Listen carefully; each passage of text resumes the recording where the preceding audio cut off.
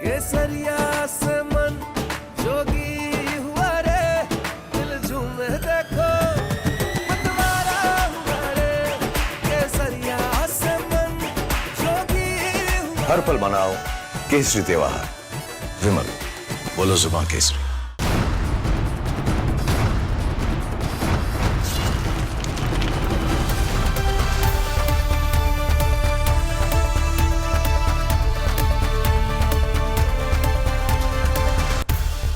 नमस्कार, बहुत स्वागत है आपका। आप देख रहे हैं प्रहार, आपके साथ मैं हूं सलोनी श्रीवास्तव अजमेरा। और प्रहार में आज बात उस छिपे हुए खतरे की जो अभी भी दिल्ली में दौड़ रहा है।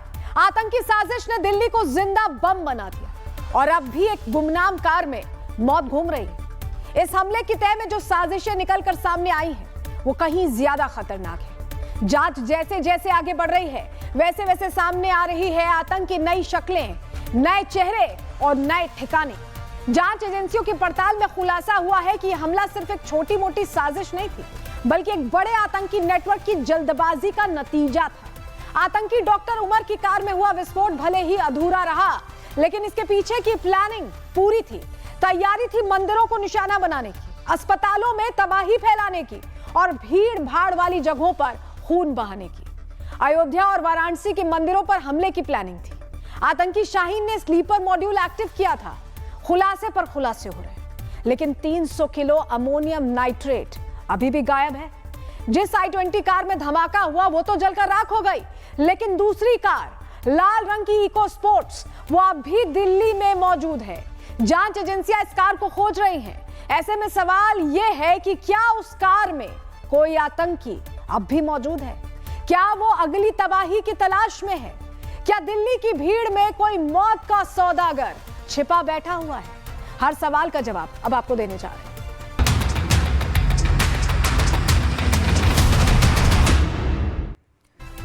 तो चलिए आज प्रहार की शुरुआत करेंगे एक सवाल के साथ कि देश में आतंक के कितने डॉक्टर अब भी खुले घूम रहे हैं, और आतंकी डॉक्टर्स के सरगना से भी आपको मिलवाएंगे।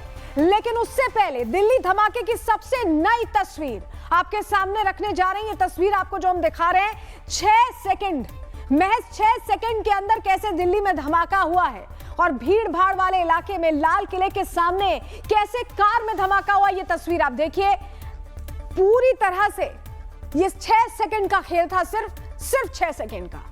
देखिए, और सब कुछ ब्लैकआउट हो जाता है उसके बाद जब ये धमाका होता है। ये सीसीटीवी फुटेज है, बिल्कुल नई तस्वीर। आप देखिए कितनी भीड़ थी, ट्रैफिक था, शाम का समय था। अमूमन 6 से 9 के बीच खूब ट्रैफिक होता है और ये वही समय था, और इतनी भीड़ के बीच धमाका हुआ। दिल्ली धमाके के कई सीसीटीवी फुटेज अब तक हमारे पास आ चुके हैं। आपको वो जरा तस्वीरें दिखा देते हैं, अलग अलग तस्वीरें। 6 सीसीटीवी फुटेज अब सामने आए हैं। आप देखिए, टोल प्लाजा पर वो गाड़ी स्पॉट की गई, सीसीटीवी में वो धमाका आप 6 सेकंड्स में देख रहे हैं। एक और सीसीटीवी फुटेज जहां पर पोल्यूशन चेक करा रहा था उस गाड़ी का वो शख्स, और चौथी तस्वीर आप जो देख रहे हैं उसमें आपको गाड़ी में उमर नजर आ रहा है। ये भी टोल प्लाजा की तस्वीर है। 5वीं तस्वीर, धमाके के बाद कैसे भगदड़ मची, कैसे हड़कंप मच गया। और 6ठी तस्वीर धमाके के बाद की ही है। ये भगदड़ की तस्वीरें हैं। ये सीसीटीवी फुटेज पूरी कहानी बता रही है। दिल्ली में हुए इन धमाकों में कैसे सिर्फ 12 लोग नहीं बल्कि कई परिवार टूट चुके हैं। इनके आंसू इस बात की गवाही देते हैं, क्योंकि ये तो अपना काम निकले, रोजमर्रा की तरह निकले थे, लेकिन इन्होंने अपने अपनों को खो दिया है।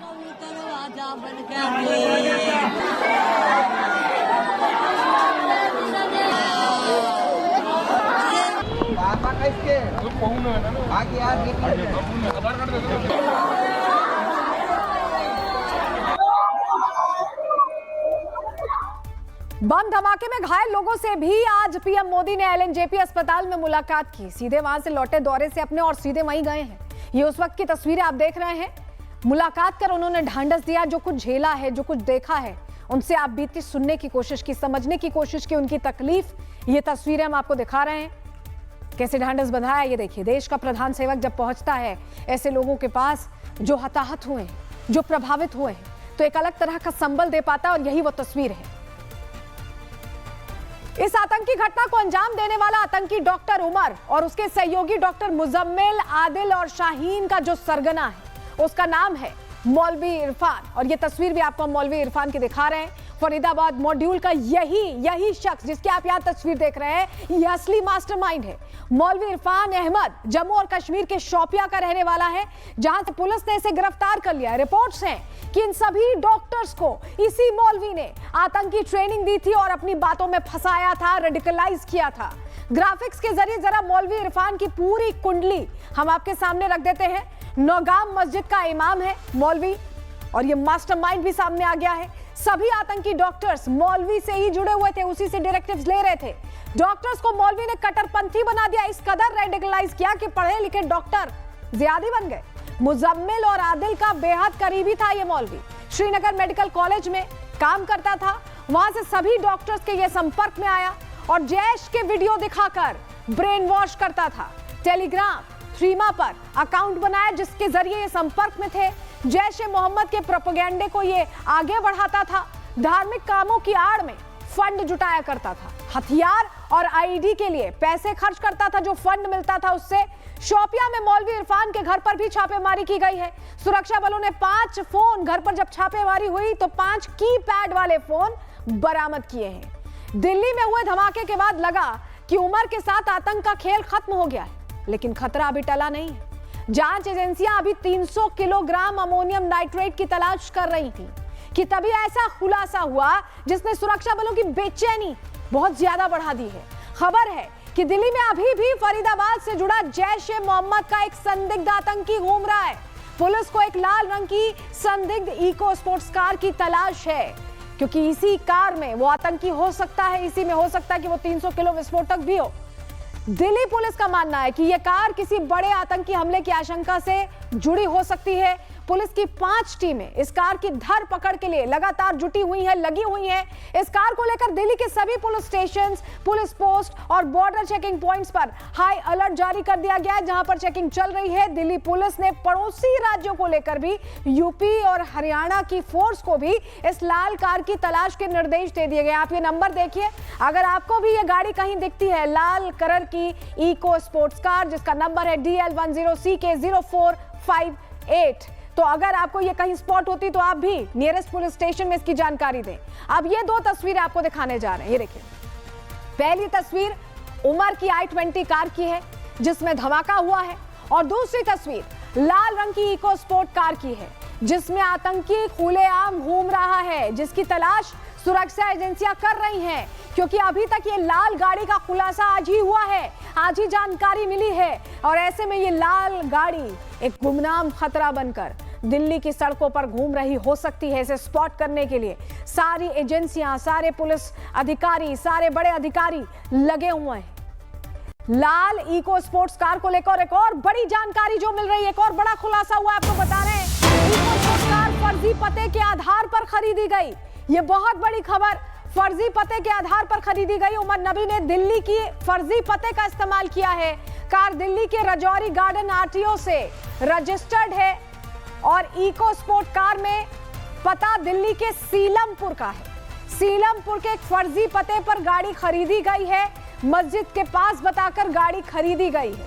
कल दिल्ली पुलिस की एक टीम इस पते पर गई थी, इसे वेरीफाई करने के लिए गई थी, लेकिन ऐसा कोई पता है ही नहीं। जो उसमें लिखा हुआ है, जो एड्रेस दिया गया है, वो दरअसल फर्जी एड्रेस है। ये बहुत बड़ी जानकारी मिल रही है। और देखिए, उमर उन नबी, ये जो नाम दिखाई दे रहा है ना, ये सबकी जड़ है। जिसने i20 गाड़ी को उड़ाया यही वो शख्स है। और ये दूसरी गाड़ी आखिर कहां है, इसको लेकर अब एजेंसियां लग गई हैं। और हमारे साथ हमारे सहयोगी एरावत सीधे जुड़ रहे हैं। एरावत, बहुत बड़ा खुलासा हो चुका है, एक गाड़ी जिसमें विस्फोट हो चुका है, लेकिन दूसरी गाड़ी कहां है, इसको लेकर अब तार खंगाले जा रहे हैं। जी हाँ, पूरे जम्मू कश्मीर की अगर हम बात करें, जैसे पहले ही हाई अलर्ट में है दिल्ली ब्लास्ट के बाद, और हमने देखा किस तरह से अभी एक गाड़ी का नंबर जो है DL10CK0458 गाड़ी का नंबर बताया जाता है कि फोर्ड बताया जाए, फोर्ड कंपनी की है ये गाड़ी को स्पोर्ट्स। इसको अभी पुलिस कहीं ना कहीं ढूंढने की कोशिश कर रही है। जितने भी जनरल पब्लिक है उनको भी अपील किया जा रहा है कि अगर किसी को इसके बारे में कुछ भी इनपुट है, इंफॉर्मेशन है, वो पुलिस के साथ ये शेयर करे। लेकिन उस बीच हम देख रहे हैं किस तरह से डॉक्टर्स पर जो है क्रैक डाउन है। ऐसे डॉक्टर नंबर्स जिनके कहीं ना कहीं कुछ सस्पेक्ट टर्लिंग जो हम बता सकते हैं ऐसे हैं, उनको कहीं ना कहीं अभी ढूंढा जा रहा है। एक और जानकारी आपसे चाहेंगे, जो वो मौलवी पकड़ा गया है, क्या उससे जुड़े और लोग भी कुछ वहां पर डिटेन किए गए हैं? जी हाँ, जिस तरह से पिछले 2 दिन की अगर हम बात करें, लगातार यहाँ पर जितने भी चाहे इमाम की बात करें, जो इमाम को पकड़ा गया है शोपियान में, उसके कनेक्शन में भी जो कीपैड वाले मोबाइल फोन्स मिले हुए हैं और उसकी वाइफ को भी जो है पुलिस ने डिटेन किया था क्वेश्चनिंग के लिए। और उसके साथ साथ और भी कुछ ऐसे संदिग्ध लोग हैं जिनको जम्मू कश्मीर पुलिस जो है वेरिफिकेशन के लिए बुलाया है। उसके साथ साथ कुछ सेंसिटिव जो इंफॉर्मेशन है उस चीज को कंफर्म करने के लिए जम्मू कश्मीर पुलिस ने काफी डिस्ट्रिक्ट्स में, श्रीनगर में नहीं, साउथ कश्मीर नहीं, बल्कि पूरे कश्मीर घाटी के अलग अलग डिस्ट्रिक्ट्स में इस तरह की कार्रवाई को जो है वो अंजाम दिया जा रहा है जम्मू कश्मीर पुलिस की तरफ से। जी ठीक है रावत, आप हमारे साथ बने रहेगा, आपके पास हम वापस लौटेंगे और जानकारी के लिए। लेकिन हम जो कह रहे हैं, जो दूसरी कार, गुमनाम कार मौत बने पूरी दिल्ली में घूम रही है, उस पर थोड़ी डिटेल यहां दर्शकों को दे देते हैं, बता देते हैं हुआ क्या है। Red Ford EcoSport car है जिसकी तलाश की जा रही है। नंबर आपको फिर से बता रहे हैं, आप पहचान लीजिए, DL10CK0458। उमर के नाम पर यह गाड़ी रजिस्टर्ड है। कार रेड फोर्ड ब्लास्ट से जुड़ी हुई है, रेड फोर्ट ब्लास्ट से, और संदिग्धों की ये दूसरी गाड़ी कही जा रही है। पहली गाड़ी I-20 आप जानते हैं, 10 नवंबर को I-20 में धमाके के बाद अलर्ट जारी किया गया था।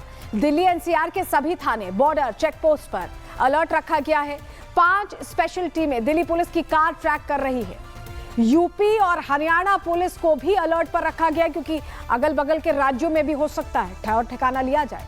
कार अभी भी दिल्ली में है, ये जानकारी मिल रही है और सीसीटीवी फुटेज के जरिए ट्रेसिंग करने की कोशिश हो रही है। एनआईए जांच में संदिग्ध मॉड्यूल का खुलासा हो गया, जैश से लिंक सामने आ गया।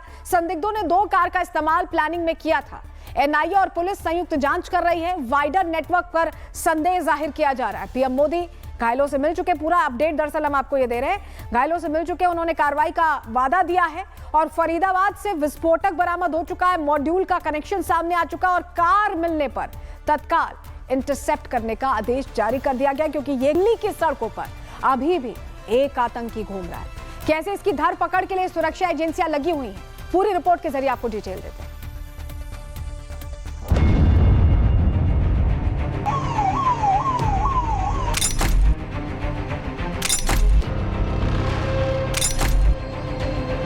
व्हाइट कॉलर टेरर ने दिल्ली को दहला दिया।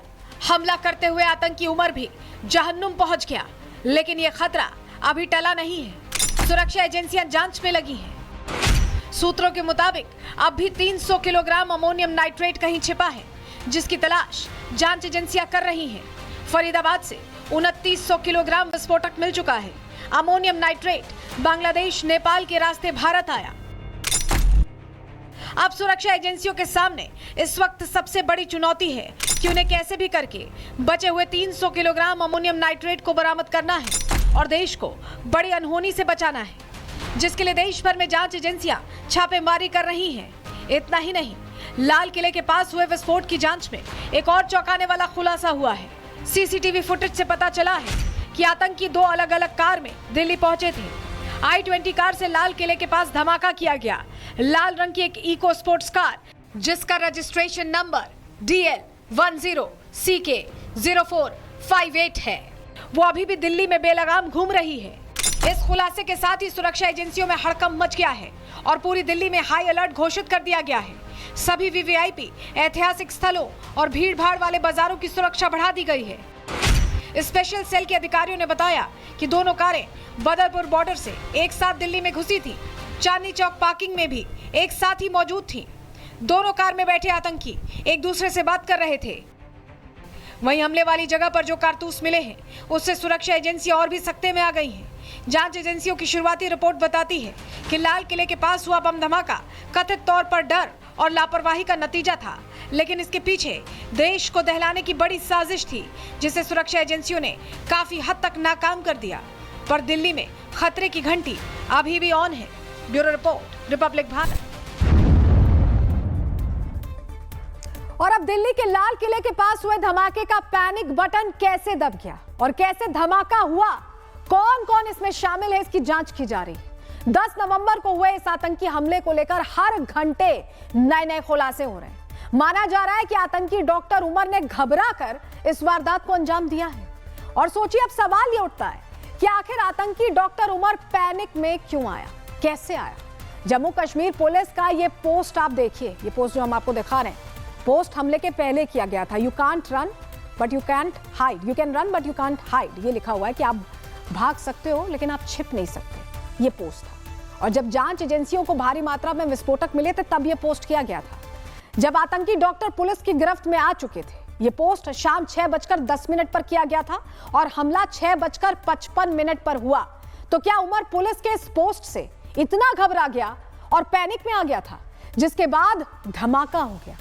ये भी सवाल पूछा जा रहा है। अब आपको कड़ी से कड़ी जोड़ते हुए ग्राफिक्स के जरिए बताते हैं कि उमर पैनिक में आया कैसे होगा। 9 नवंबर को जम्मू कश्मीर फरीदाबाद में दोनों ही जगहों पर छापेमारी हुई। फरीदाबाद से भारी मात्रा में विस्फोटक बरामद हुए। पुलिस ने कई आतंकी डॉक्टर्स को गिरफ्तार करना शुरू कर दिया। उमर मौके से फरार था। पुलिस तलाश कर रही थी, उमर की तलाश में जुटी हुई थी। 10 नवंबर को उमर की कार सुबह 8:13 पर दिल्ली में घुसती है, दिल्ली में एंटर करती है, जिसके बाद वो साउथ ईस्ट दिल्ली में दिखती है, कनॉट प्लेस में स्पॉट की जाती है। दोपहर 3:14 पर यह कार लाल किले के पास पार्किंग में पहुंचती है और शाम 6:10 पर जम्मू कश्मीर पुलिस ने आतंकियों के लिए एक पोस्ट किया। 6:10 पर जम्मू कश्मीर पुलिस ने लिखा, you can run but you can't hide, यानी आप भाग सकते हो लेकिन छुप नहीं सकते। जिसके बाद 6:22 पर 6:10 पर पोस्ट, 6:22 पर कार पार्किंग से बाहर निकलती है। सिर्फ 30 मिनट बाद 6:52 पर चलती कार में धमाका हो गया। तो मतलब साफ है कि उमर को पकड़े जाने का डर सताने लगा था, इसीलिए उसने हड़बड़ी में इस पूरी वारदात को अंजाम दे दिया। इस बीच आपको बताएं, बड़ी खबर मिल रही है, जहां आपको बताएं कैबिनेट कमेटी ऑन सिक्योरिटी की बैठक के लिए गृह मंत्री अमित शाह पहुंच चुके हैं, राजनाथ सिंह भी पहुंच चुके हैं और अमित शाह के साथ पीएम आवास पहुंचे हैं रक्षा मंत्री। ये बड़ी खबर, थोड़ी देर में PM Modi cabinet committee on security की बैठक करने वाले हैं। और ये जो सीसीएस की बैठक है, आप देखिए जब जब हुई है इसी तरह के हालातों में हुई है। आपात स्थितियां जब होती है तब ये बैठक होती है और उसके बाद निष्कर्ष बड़े निकाले जाते हैं, फैसले बड़े लिए जाते हैं और हम ऐसे फैसले देख चुके हैं। एयर स्ट्राइक की बात हो, बालाकोट स्ट्राइक की बात हो, ऑपरेशन सिंदूर की बात हो, ये सारे बड़े फैसले कैबिनेट कमेटी ऑन सिक्योरिटी की बैठक के बाद ही लिए गए। और जिस तरह का ये हमला हुआ, जिस तरह से ये ब्लास्ट हुआ, अब इसको लेकर जब सीसीएस की बैठक हो रही है, गृह मंत्री, रक्षा मंत्री, प्रधानमंत्री जब ये बैठक कर रहे हैं तो फैसले बड़े लिए जाएंगे, तैयारी बड़ी। और आपको पता भी है, प्रधानमंत्री ने कहा भी है कि षड्यंत्रकारियों को बख्शा नहीं जाएगा। और हमारे सहयोगी गणेश हमारे साथ सीधे जुड़ रहे हैं। गणेश, जब ये बैठकें होती हैं तो ऐसे फैसले लिए जाते हैं जिससे नजीर बनती है, यही उम्मीद करें। कितनी देर में शुरू होगी बैठक? देखिए, अब से कुछ ही देर बाद, यानी कहा जा रहा है 5:30 बजे का वक्त होगा जब कैबिनेट कमेटी ऑन सिक्योरिटी की बैठक शुरू हो जाएगी। इस बैठक महत्वपूर्ण इसलिए है क्योंकि जिस तरीके से अगर प्रधानमंत्री नरेंद्र मोदी की बात किया जाए तो उन्होंने कहा था कि अब किसी भी तरीके से कोई इस तरीके से हमला हो जाएगा तो उस एक्ट ऑफ टेरर माना जाएगा। तो आज कैबिनेट कमेटी ऑन सिक्योरिटी की बैठक होगी। अब देखने वाली बात होगी कि क्या, क्योंकि देखिए ऑपरेशन सिंदूर कहा गया तो ऑपरेशन सिंदूर खत्म नहीं हुआ है, तो अब आगे का किस तरीके से सरकार की ओर से कदम उठाया जाएगा। क्योंकि आज हमने देखा कि प्रधानमंत्री नरेंद्र मोदी जब भूटान से लौट कर आते हैं तो वो प्रधानमंत्री आवास यानी जो उनका सरकारी आवास है वहां पर न जाके सीधा लोकनायक जयप्रकाश अस्पताल, जहां पर जो घायल हैं उनसे मुलाकात करने के लिए पहुंचते हैं, उन्हें सांत्वना देते हैं। और साथ ही वहां पर वो कहते भी हैं, भूटान में भी उन्होंने कहा था कि जो भी व्यक्ति है उसे बख्शा नहीं जाएगा जब घायल, बिल्कुल बख्शा नहीं जाएगा। और ये पहले ही कहा गया था कि act of terror is act of war. तो क्या फैसला लिया जाता है, इस पर हमारी नजर है, आप नजर बनाए रखिएगा। फिलहाल बहुत शुक्रिया जुड़ने के लिए। और इस बीच एक और बड़ी खबर आ रही है, उसका रुख कर रहे हैं, जहां आपको बताएं कि दिल्ली में धमाका कैसे हुआ। इसकी कड़ी तक पहुंचने के लिए सबसे पहले इन दो तस्वीरों का विश्लेषण बहुत जरूरी हो जाता है। आपको जरा हम तस्वीर दिखा रहे हैं। सबसे पहले आप ये दो तस्वीरें देखिए। पहली तस्वीर जब उमर i-20 कार से दिल्ली में दाखिल होता है, ये उसकी तस्वीर है। इस कार के बोनट पर आप नजर डालिए, ध्यान दीजिए, बिल्कुल ठीक दिख रहा है, बिल्कुल अच्छे से लॉक दिख रहा होगा आपको, ठीक से बंद है। अब दूसरी तस्वीर पर नजर डालिए। जब ये एक तस्वीर सुनहरी मस्जिद की पार्किंग की, जब ये गाड़ी उसमें अंदर आती है सुनहरी मस्जिद की पार्किंग में, तब आप बोनट को देखिए, आपको बोनट में कुछ गैप लग रहा होगा। लग रहा होगा कि ठीक से बंद नहीं है, उठा हुआ है थोड़ा सा। तो क्या पार्किंग के अंदर कार में विस्फोटक सेट किए गए? यह सवाल बहुत बड़ा है और बहुत जरूरी भी। क्या इसी विस्फोटक को सेट करने की वजह से यह धमाका हुआ? यह सवाल इसलिए भी उठ रहे हैं कि आखिर 3 घंटे कार पार्किंग में कर क्या रही थी? क्योंकि जब एंटर होती है, आप देखिए बोनट बहुत अच्छे से बंद है, और जब सुनहरी मस्जिद पहुंचती है गाड़ी तो बोनट सही से बंद नहीं दिखता।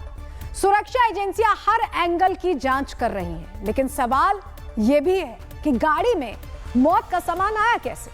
क्योंकि तस्वीरों में जो दिखा उससे यह तो साफ है कि डॉक्टर उमर ने यह बारूदी साजिश दिल्ली में घुसने के बाद ही रची। अब उमर ने पैनिक बटन खुद दबाया या वो धमाके के लिए किसी के आदेश का इंतजार कर रहा था? ये तमाम बड़े सवाल है, उसका जवाब देती रिपोर्ट देखिए।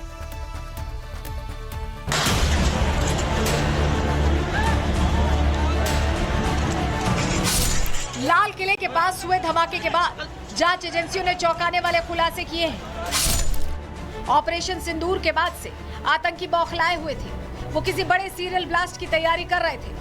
फरीदाबाद में छापेमारी के बाद उमर घबरा गया। आतंकी डॉक्टर उमर दिल्ली की तरफ भागा। पकड़े जाने के डर से बम को हटाने की कोशिश की, लेकिन डॉक्टर उमर ने इरादतन हमला नहीं किया। आतंकी उमर की कार में अचानक धमाका हो गया। कार में आईईडी अधूरी और गलत तरीके से जोड़ी गई थी, इसलिए ब्लास्ट वाली जगह पर कोई गड्ढा नहीं हुआ। ब्लास्ट की साइड से किसी तरह के छल्ले नहीं मिले। मतलब साफ है, यह हमला ऑपरेशनल नहीं था। अब जरा इस कार को देखिए। इस कार में इतना विस्फोटक था कि अगर हमला ऑपरेशनल होता तो तबाही और भी भारी होती। लेकिन कार चला रहे आतंकी उमर को पकड़े जाने का डर था और उसने हड़बड़ी में इस घटना को अंजाम दे दिया। यह हमला कितना भयावह था, आप इन तस्वीरों के जरिए समझ सकते हैं। यह हमले से पहले की सबसे ताजा तस्वीर है। रेड लाइट सिग्नल पर आप इस i20 कार को देखिए जिसमें उमर बैठा था। उसके आसपास गाड़ियों की भीड़ नजर आ रही है। तभी 6 सेकंड्स के अंदर i20 कार में धमाका हो जाता है और गाड़ी आग के गोले में बदल जाती है। आसपास की गाड़ियों से लोगों के चीथड़े उड़ जाते हैं। सूत्रों का कहना है कि दिल्ली में एंटर करते वक्त कार में विस्फोटक सेट नहीं था। कार के अंदर विस्फोटक दिल्ली में सेट किया गया था। सूत्रों का कहना है कि कार के इंजन में विस्फोटक रखा था। इस i20 कार की तस्वीर देखिए। ये दिल्ली में टोल प्लाजा क्रॉस करते वक्त का वीडियो है। इस कार के अंदर मास्क पहना शख्स आतंकी उमर है जो कार ड्राइव कर रहा था। टोल प्लाजा पर इस गाड़ी का बोनट बिल्कुल ठीक है, लेकिन जब कार सुनहरी मस्जिद पार्किंग पहुंची तो ये देखिए, इस कार का बोनट खुला हुआ दिखता है। जांच एजेंसियों को शक है कि दिल्ली के अंदर घुसने के बाद ही बीच में कहीं कार के इंजन में अमोनियम नाइट्रेट को सेट किया गया था। अब सवाल यही है कि क्या फरीदाबाद के अलावा इन आतंकियों ने दिल्ली में भी कहीं बारूदी अड्डा बना रखा है, या कार में छिपाकर ही ये मौत का सामान दिल्ली लाया गया? जिस i20 कार में बारूद सेट किया गया वो कार शाम 6:22 पर पार्किंग से बाहर निकली। ये सुनहरी मस्जिद पार्किंग है जहां से कार निकली। ट्रैफिक के बीच कार लाल किले के पास पहुंची। शाम 6:52 पर कार के अंदर धमाका हो गया। धमाके के बाद अफरा तफरी का माहौल हो गया। चीख पुकार मच गई। कई घरों के दिए बुझ गए। बहरहाल जांच एजेंसियां इस पूरे नेटवर्क का खुलासा करने में लगी हैं। कुछ लोगों को गिरफ्तार किया जा चुका है। साजिश के तार कहां तक फैले हैं, इसे लेकर छापेमारी जारी है।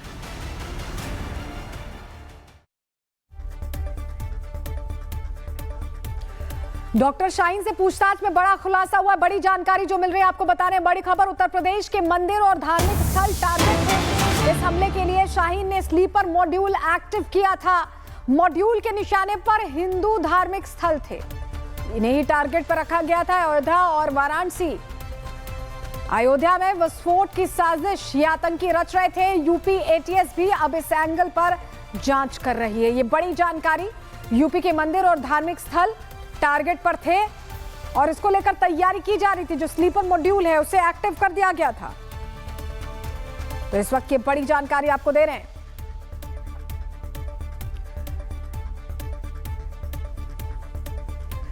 तो इन आतंकी डॉक्टर्स की एक सहयोगी शाहीन को तो सिर्फ इसलिए रिक्रूट किया गया था जिससे वो और लोगों का रिक्रूटमेंट संभाल सके और लोगों को देख सके, वो आतंकी ट्रेनिंग दे सके। इसकी तैयारी चल रही थी और इसी हिसाब से शाहीन एक्ट भी कर रही थी। और आपको बताएं कि ये जो तस्वीर हम आपको दिखा रहे हैं, आप ये देखिए, ये तस्वीर हमने आपको कल भी दिखाई थी प्रहार में। और किस जगह दिल्ली में ये धमाका हुआ था, उस जगह एक तरफ लाल किला था तो ठीक उसके सामने दूसरी तरफ आप देखिए गौरी शंकर मंदिर भी था। मतलब इस आतंकी हमले के रडार में दो सेंटर्स थे, एक लाल किला और दूसरा गौरी शंकर मंदिर। और इन्हीं दोनों को टारगेट करते हुए यह अटैक किया गया मैसेज देने के लिए। और यही वजह है कि अब देश भर में मंदिरों की सुरक्षा भी बढ़ा दी गई है। 3 तस्वीरें आपको दिखा रहे हैं जहां सुरक्षा बढ़ाई गई है। आप देखिए श्री बद्रीनाथ धाम की आप तस्वीर देख रहे हैं, जगन्नाथपुरी मंदिर की देख रहे हैं, प्रयागराज में लेटे हुए हनुमान जी का जो मंदिर है उसकी तस्वीर आप देख रहे हैं। चेकिंग कैसे हो रही है, कैसे हर चीज वेरीफाई की जा रही है एहतियातन, ये आप तस्वीर में देख रहे हैं। सुरक्षा बढ़ाई गई है। और ये सिर्फ कुछ ही मंदिरों की बात नहीं है, बल्कि आपको बताएं पंजाब के सीमावर्ती मंदिरों पर भी अतिरिक्त गश्त बढ़ा दी गई है। जयपुर का जो बिरला मंदिर है वहां भी सख्त सुरक्षा रखी गई है। चेन्नई के पार्थ सारथी मंदिर और कपालेश्वर मंदिर में भी गश्त तेज कर दी गई है। अहमदाबाद के हाटकेश्वर मंदिर में चेकिंग तेज है, फोर्स तैनात की गई है। कर्नाटक बेंगलुरु के इस्कॉन मंदिर में और बुल टेम्पल पर भी अलर्ट जारी किया गया है। अक्षरधाम मंदिर और चांदनी चौक क्षेत्र के मंदिरों में सीआईएसएफ की तैनाती कर दी गई है और हैदराबाद के चिलकुर बालाजी मंदिर पर अतिरिक्त सुरक्षा बल रखा गया है। आंध्र प्रदेश की बात करें तो यहाँ के तिरुपति के वेंकटेश्वर मंदिर में प्रवेश द्वारों पर सख्ती रखी गई है। कोलकाता के कालीघाट मंदिर में पुलिस की गश्त बढ़ा दी गई है। पूरे देश में अलर्ट है। देश में मंदिरों की सुरक्षा को बढ़ा दिया गया है। इन आतंकियों के टारगेट पर हिंदू मंदिर थे, जिस बात का खुलासा अब हो चुका है। और ऐसे में आज पूरा देश यही कह रहा है कि आतंक के किस नए वेरिएंट का जल्द से जल्द खात्मा होना बहुत जरूरी है।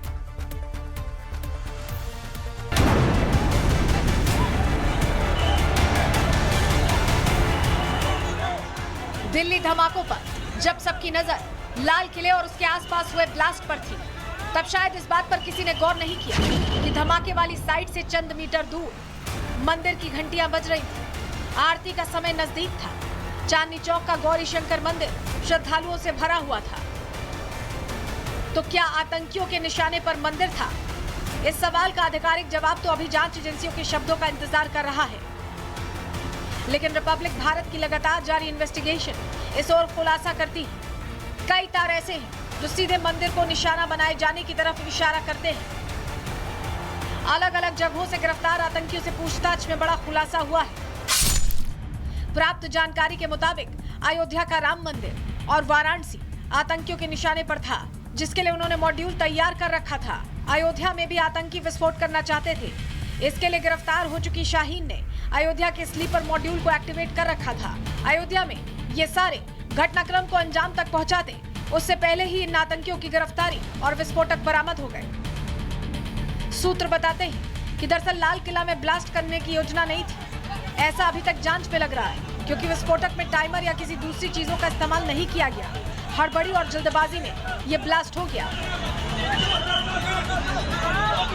वहीं आतंकियों से पूछताछ में पता चला है कि ये मॉड्यूल मंदिर और अस्पतालों को टारगेट करना चाहता था, ताकि ज्यादा से ज्यादा लोगों को नुकसान हो।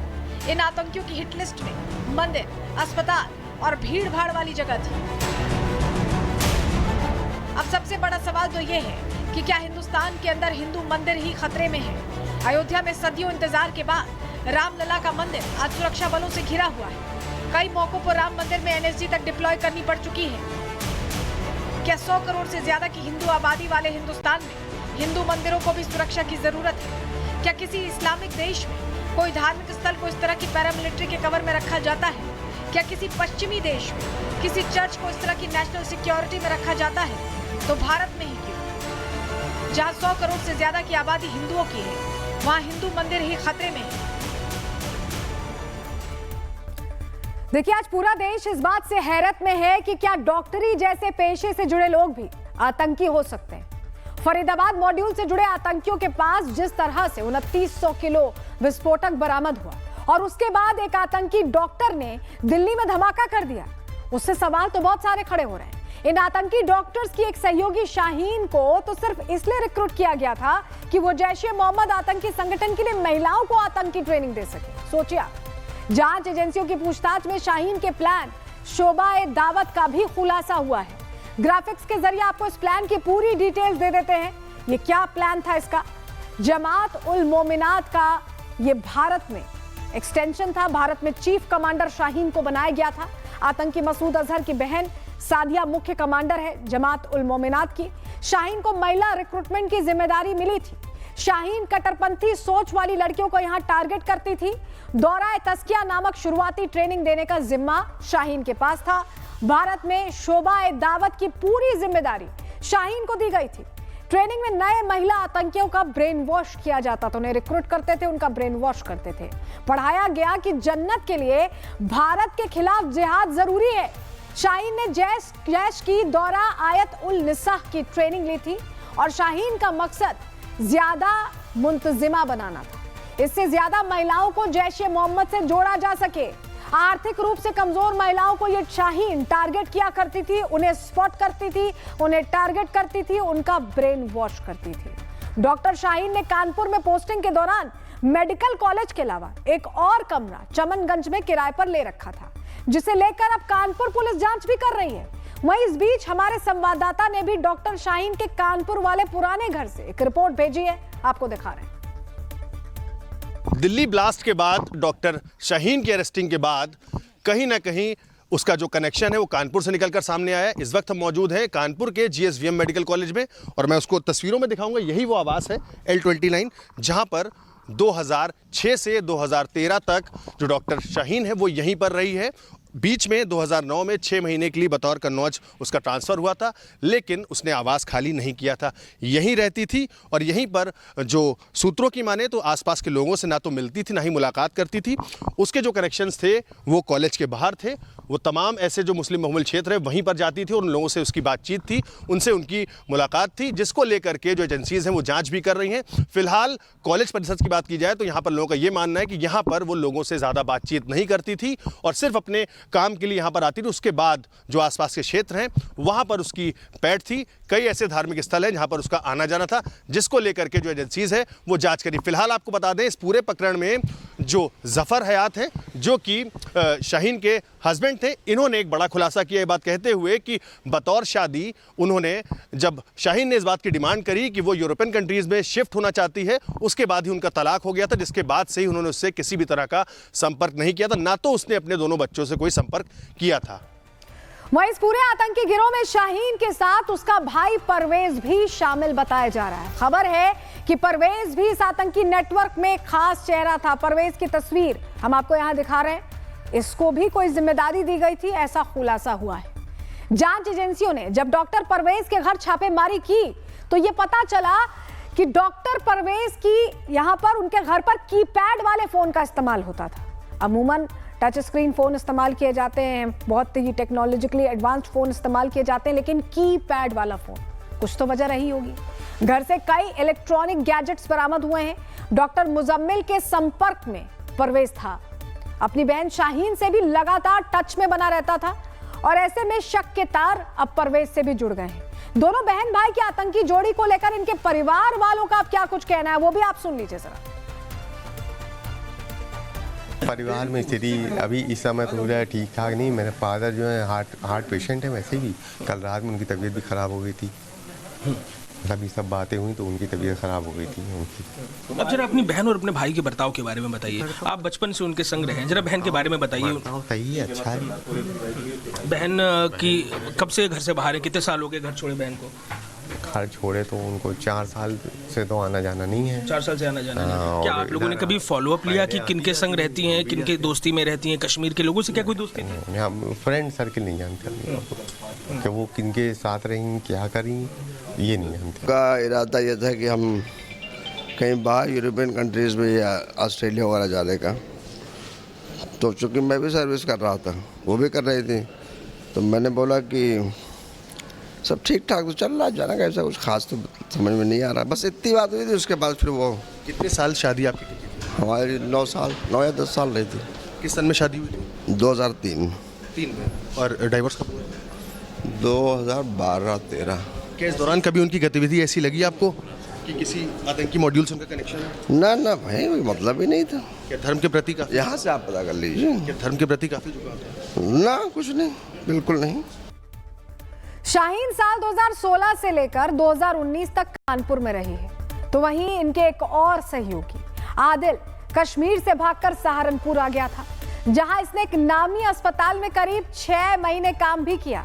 ये वहीं की तस्वीर है जो हम आपको दिखा भी रहे हैं। 6 महीने तक आप देखिए इस अस्पताल में काम किया। 10 साल पहले जब खुफिया एजेंसियां भारत में आतंकवादी नेटवर्क की जांच करती थी, तब सामने आने वाले ज्यादातर इंजीनियरिंग कॉलेज या टेक्निकल यूनिवर्सिटी से जुड़े युवाओं के होते थे। लेकिन तस्वीर अब बदल रही है। अब डॉक्टर्स का नया भर्ती मॉड्यूल सामने आ रहा है। सुरक्षा एजेंसियों ने नया ट्रेंड नोटिस किया है।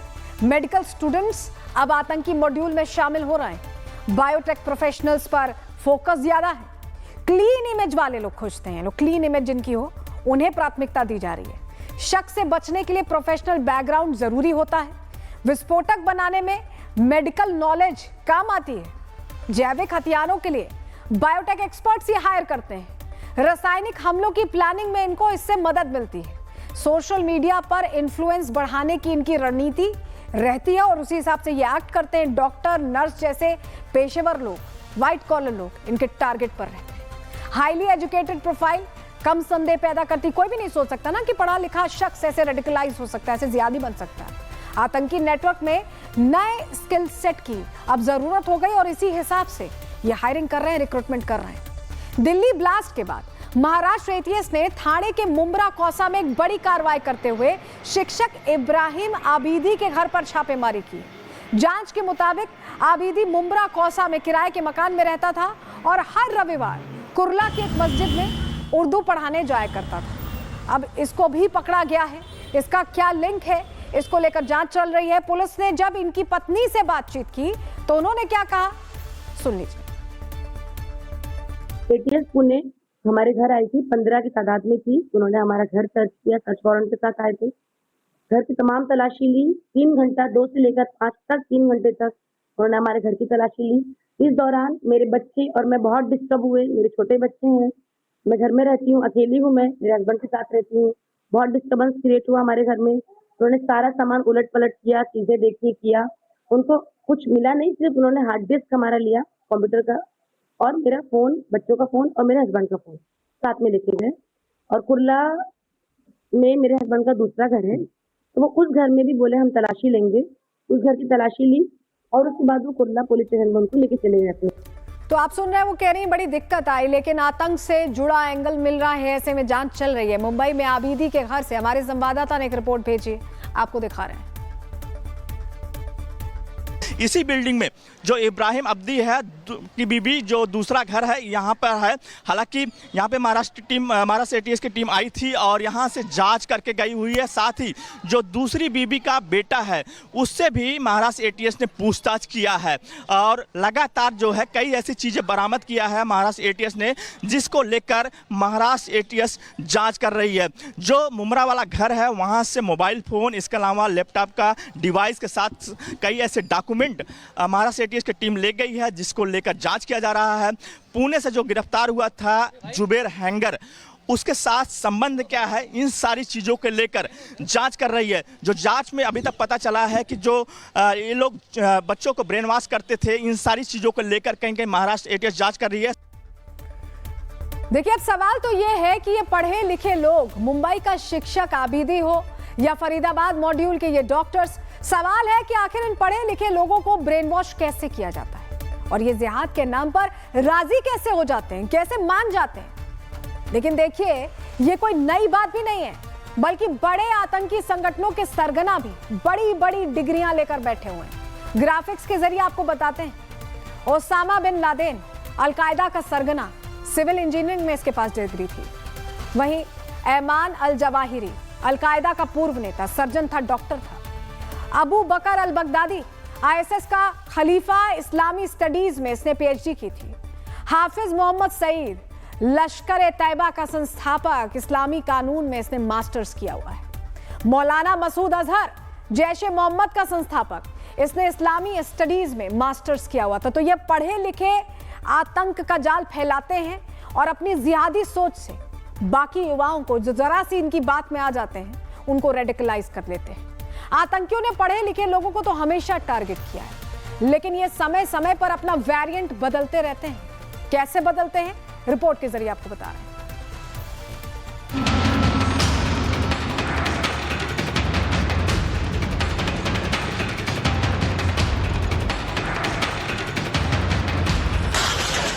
तारीख को शाम 6:52 पर हुए दिल्ली बम धमाके ने पूरे देश को हिलाकर रख दिया है। यह धमाका किसी AK-47 राइफल थाम पेट पर बारूद बांधे शख्स ने नहीं किया, बल्कि यह धमाका डॉक्टर्स की एक टोली ने किया है। वो टोली जिसके दिमाग में मरीजों का समाधान नहीं बल्कि आतंक का सामान बसता है। देश भर में बीते हफ्ते हुई गिरफ्तारियों ने सफेद पोश आतंकी नेटवर्क का खुलासा किया है। यूपी, हरियाणा, गुजरात और जम्मू कश्मीर से आतंकी डॉक्टर्स की गिरफ्तारी की गई है। अब आतंक की जड़ें आम पेशेवर तबके तक पहुंच चुकी हैं। हैरानी की बात तो ये है कि ये लोग पढ़े लिखे और समाज में सम्मानित पेशे के लोग हैं, लेकिन आतंक के लिए काम कर रहे थे। पढ़े लिखे आतंकियों की पुरानी हिस्ट्री है, लेकिन ये पैटर्न अब कुछ बदल चुका है। 2000 से 2010 के बीच इंजीनियर, IT प्रोफेशनल, 2010 से 2020 के बीच कंप्यूटर एक्सपर्ट, नेटवर्क हैकर, 2020 से 2025 के बीच डॉक्टर, बायोटेक और मेडिकल रिसर्चर। लेकिन सबसे बड़ा सवाल तो ये है कि पढ़े लिखे प्रोफेसर, इंजीनियर और डॉक्टर जैसे लोग भी आतंकवादी कैसे बन जाते हैं? इन लोगों का ब्रेन वॉश कैसे कर दिया जाता है? देखिए, ये जो बदलाव लाते हैं, जो लोग इनको कन्वर्ट करते हैं, आतंकवादी बनाते हैं, बहुत ही साइंटिफिक तरीके से, सोची समझी तहजीब के तरीके से वो जाते हैं। इनको देखते हैं कि कमजोरी क्या है, कहाँ से ये लोग हमारे साथ जुड़ सकते हैं। क्या ये इमोशनल है, क्या ये पैसे के लिए काम करते हैं, क्या ये परिवार के लिए कमज़ोर है, क्या ये कहीं ना कहीं हम इनको वीडियो दिखाते हैं कि हमारे धर्म के ऊपर इस तरह से अत्याचार हो रहा है, इस तरह से उनको मोटिवेट किया जा सकता है। हमारे कल्चर डिफरेंट है, हमारी संस्कृति डिफरेंट है, हमारा एम्बिशन डिफरेंट है, और जो हमारी आइडियोलॉजी है वो उनके मुकाबले बहुत सुपीरियर है। उन्हें स्टेटस वगैरह का लालच दिया जाता है। इवेंचुअली होता ये है कि पढ़े लिखे लोग भी इस तरह से ब्रेन वॉश हो जाते हैं कि वो अपने आप को फिदायीन तक बनाने लगते हैं। जैश और अलकायदा जैसे आतंकी संगठनों का ये नया खेल है, जहां वो समाज के सबसे सम्मानित वर्गों से उठे लोगों को आतंकी ट्रेनिंग दे रहे हैं, उनके अंदर जिहाद का जहर घोल रहे हैं और फिर किसी बैक्टीरिया की तरह ये पूरे समाज में फैल जाते हैं। रिपब्लिक भारत के पास डॉक्टर शाहीन की ये पुरानी तस्वीर है। जब वो GSVM कानपुर में काम किया करती थी, उसे देखने के बाद कोई नहीं बता सकता कि वो एक आतंकी बन चुकी है या बनने वाली है। डॉक्टर शाहीन जब यहाँ पर थी तो ये भी मौजूद थे, और इनसे जानते हैं सर किस तरह का उनका बिहेवियर था? जैसे नॉर्मल बिहेवियर था वैसे ही था, ऐसा कुछ तो नहीं है। क्या कुछ उसमें संदिग्ध ऐसा लगता था? नहीं, ऐसा कुछ आप लोगों से काफ़ी बातचीत होती थी?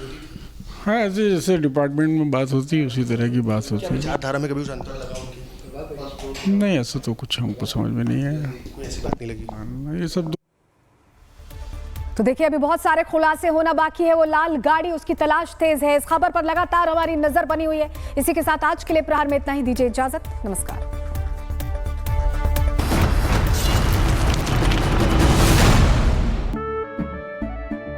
केसरिया से मन जोगी हुआ रे, दिल झूमे देखो मतवारा हुआ रे।